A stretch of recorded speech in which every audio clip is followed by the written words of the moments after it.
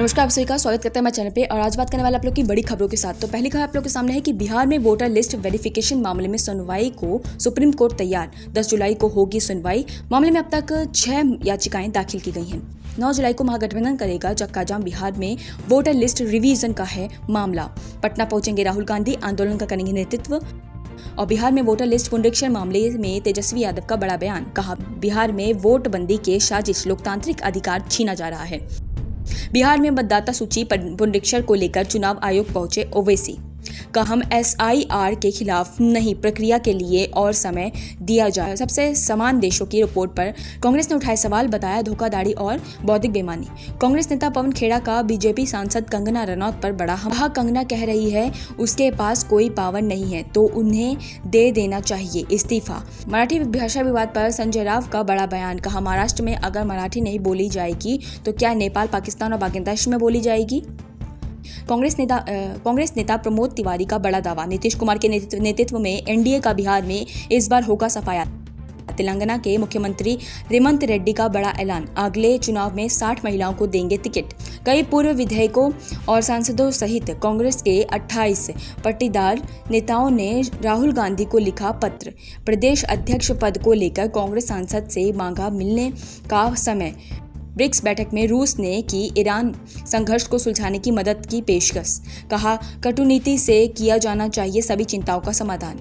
BRICS देशों ने की पहलगाम हमले की निंदा। PM मोदी बोले, ये अटैक इंसानियत पर चोट।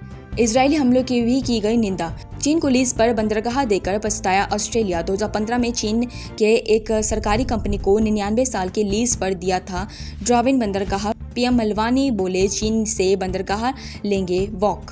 यमन में 3 ठिकानों पर सेना ने बरसाए बम।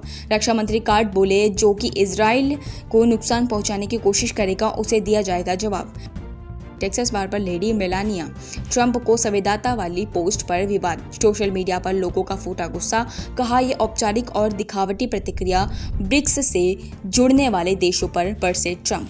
कहा, अमेरिका के हितों के खिलाफ जाने पर भुगतान भरना पड़ेगा 10% एक्स्ट्रा टैरिफ। अरबपति एलन मस्क ने लॉन्च की अपनी अमेरिका पार्टी। ट्रंप से नाराजगी के बीच सोशल मीडिया पर किया ऐलान। कहा, देश को 2 पार्टी सिस्टम से मिलेंगे आज़ादी। अमेरिका के टैरिफ के खिलाफ में भारत ने जवाबी शुल्क लगाने का अधिकार रखा। सुरक्षित एक सरकारी अधिकारी का दावा। ट्रंप ने टैरिफ पर 9 जुलाई तक की दी है डेडलाइन। राष्ट्रपति ने मॉनसून सत्र की तारीखों पर लगाई मुहर। हमले और ऑपरेशन सिंदूर जैसे मुद्दों पर सरकार को घेरेगा विपक्ष। महाराष्ट्र में जनवरी से मार्च के बीच 700 से ज्यादा किसानों ने ली खुद की जान। राहुल गांधी ने एक्सपोज में दी जानकारी। किसान को लेकर सरकार की नीतियों पर साधा निशाना। बिहार विधानसभा चुनाव को लेकर खबर। आम आदमी पार्टी ने किसी से भी गठबंधन नहीं करने का किया ऐलान। सभी सीटों पर चुनाव लड़ेगी पार्टी।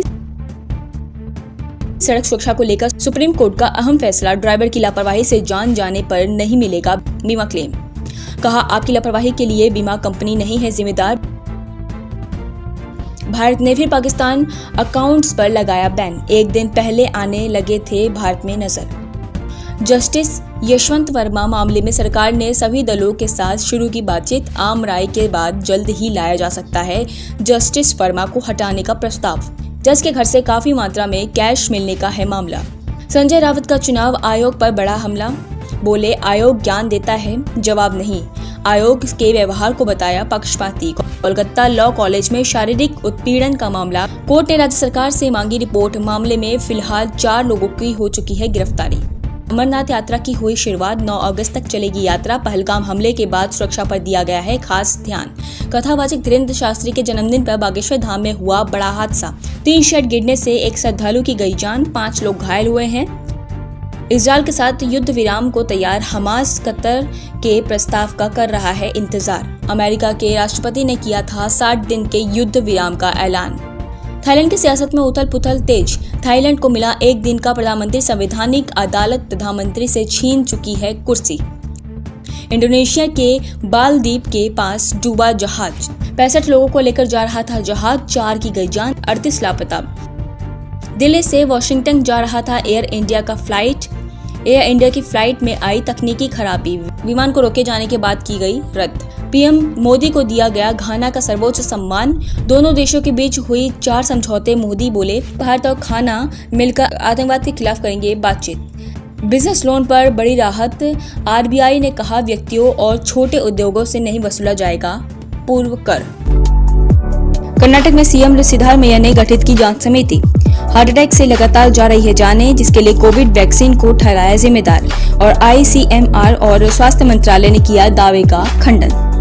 एयर इंडिया विमान हादसे की जांच ने नया अपडेट। एक नहीं दोनों इंजन फेल होने के मिले हैं संकेत। 12 जून को अहमदाबाद में टेक ऑफ करते ही क्रैश हो गया था।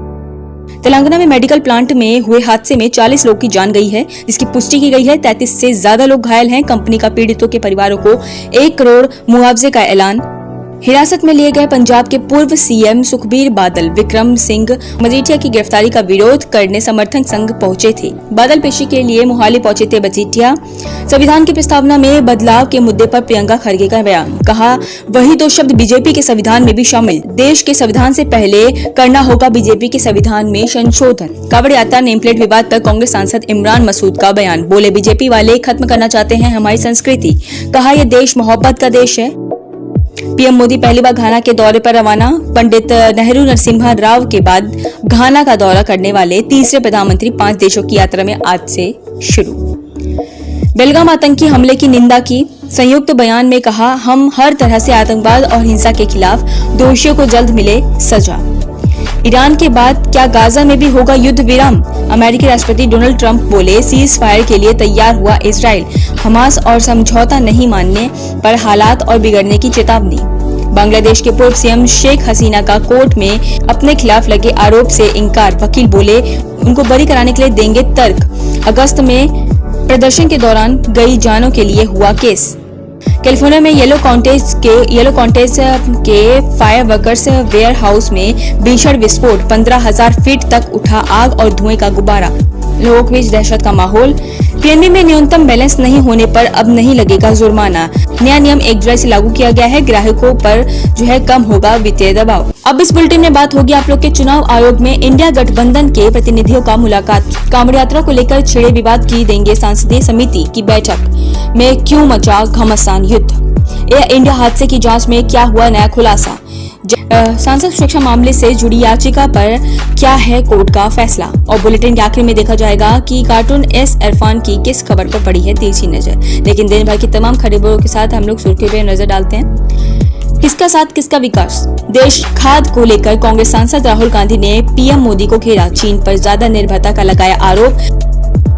दिल्ली सीएम रेखा गुप्ता के बंगले का होगा रेनोवेशन। 24 एसी 5 स्मार्ट टीवी लगेंगे। केजरीवाल के बंगले को भाजपा ने कहा शीश महल। पटना के ज्ञान भवन में बीजेपी की बैठक में कुर्सी ढूंढते रह गए। पूर्व सांसद अश्विनी चौबे मंच पर बैठने की जगह नहीं मिली तो नीचे उतरे। थोड़ी देर बाद प्रोग्राम छोड़कर निकल गए। शेयर बाजार में गिरावट। 287 अंकों की गिरावट के साथ 83,409 पर बंद हुआ सेंसेक्स। 88 अंकों की गिरावट के साथ 25,453 पर बंद हुआ निफ्टी। ये तो थी सुर्खियां। अब बात आज खबरों के साथ करते हैं। बिहार में वोटिंग लिस्ट के पुनरीक्षण की सियासी पारा गरमा दिया गया है, क्योंकि पहली बार मतदाताओं ने उनकी नागरिकता को लेकर सवाल उठा रहे हैं। 2024 में लोकसभा चुनाव की जगह 2003 में की गई वोटिंग लिस्ट पर जारी की जा रही है। पहले से ही वोटिंग लिस्ट को लेकर सवालों ने घिरा चुनाव आयोग की नई कवायद ने इंडिया गठबंधन को चिंता में डाल दिया है।